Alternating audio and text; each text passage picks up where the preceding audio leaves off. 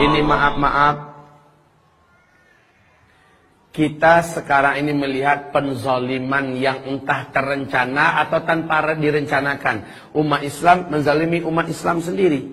Kenapa? Yang ini dia mempunyai ciri khas pakaian, mempunyai ciri khas amalan yang lengkap dalilnya, jelas kitabnya, panduannya, bahkan Imam Syafi'i juga mengajarkan demikian.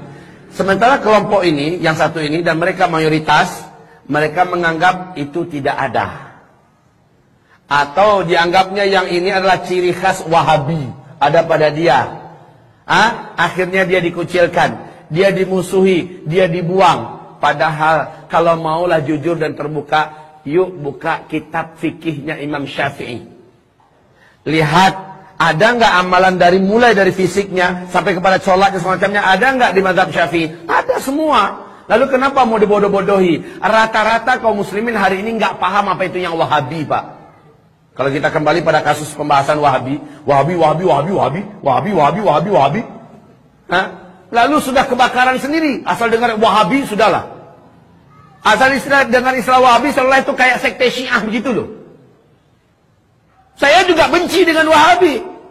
Tapi Wahabi yang pernah saya uraikan dalam khutbah, mungkin sudah menyebar beberapa ceramah saya pada di tangan Bapak Ibu semua ya. Wahabi yang hadir di Afrika, yaitu adalah Abdul Wahab bin Abdurrahman Al-Afriqi, yang digelari dengan Al-Wahabi, ya, gelar ajarannya. Dia inilah yang mengkafirkan semua kelompok di luar dia, menyesatkan semua kelompok di luar dia, menghalalkan darah dan harta semua kelompok di luar dia. Sementara Syekh Muhammad bin Abdul Wahab yang ada di Arab Saudi, yang menjelaskan dan mencerahkan pemahaman umat, dinobat oleh para ulama Ahlus Sunnah wal Jamaah, dia adalah mujaddid abad itu. Dan ini abad ke-18 kaum muslimin. Beliau bukan yang pantas disematkan gelar Wahabi itu kepada beliau.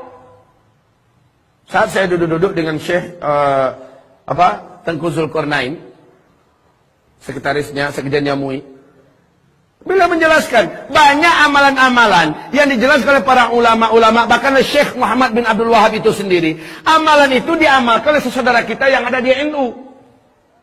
Setidak-tidaknya beliau merekomendasikan, tidak masalah. Lalu yang disandarkan dan disematkan oleh kelompok-kelompok Syiah untuk membentur-bentur NU dengan Muhammadiyah, NU dengan Salafi dan sebagainya, dengan alasan Wahabi, penyematan yang salah. Bukan Syekh Muhammad bin Abdul Wahab, tapi Abdul Wahab bin Abdurrahman Al-Afriqi. Paham sekarang Bapak Ibu? Cuman dia menyematkannya seolah itu Arab Saudi orangnya. Ulama Arab Saudi itu Wahabi semua. Kalau begitu Wahabi gimana memang? Kafir? Halal darahnya? Ngapain datang ke situ, ke Mekah, ke Madinah? Kalau memang iya. Ngapain pergi haji ke sana kaum muslimin? Kenapa Allah mengamanahkan Mekah di situ, Madinah di situ, yang Nabi mendoakan sampai akhir zaman, negerinya, penduduknya? Masa iya menjadi manusia yang sesat?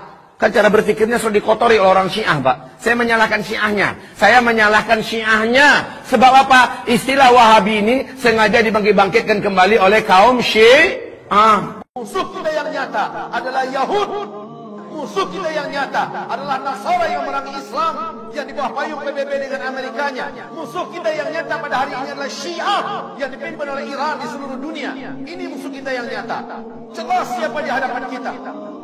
Tetapi umat Islam dibentur-benturkan dengan isu-isu yang mereka yang buat, orang kafir itu buat, termasuk Syiah yang buat, semacam Wahabi dan segala macamnya. Sekarang di Iran, seluruh kota-kota yang ada di Iran hari ini, ibadah Allah, semua tulisan-tulisan matilah Amerika, di dinding-dinding di mana saja sudah mereka hapus, yang digantikan dengan matilah Saudi, matilah Saudi, matilah Saudi.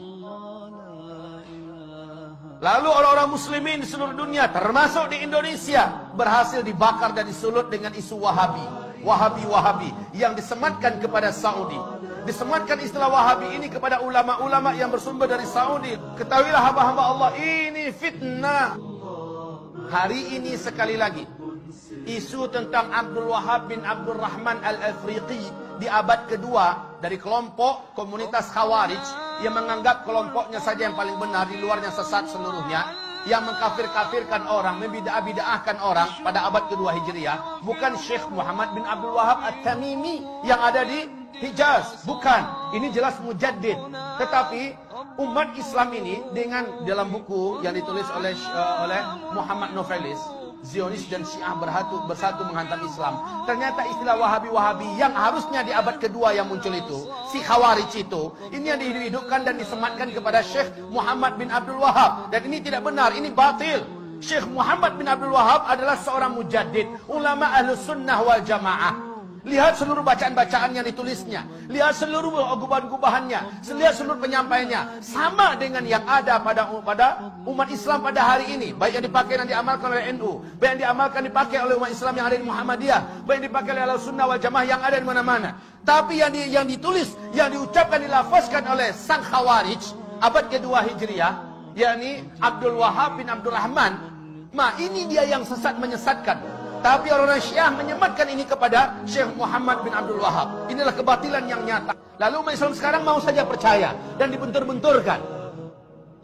Semua sifat-sifat Wahabi yang diceritakan oleh saudara kita yang menyebar di mana-mana 100% ada pada komunitas Syiah.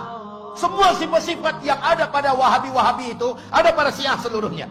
Baca tentang Syiah, lihat perangai Wahabi, 100% ada pada Syiah. Yang maling mereka, yang teriak maling mereka dan mengadu domba sesama umat Islam. Sadarlah.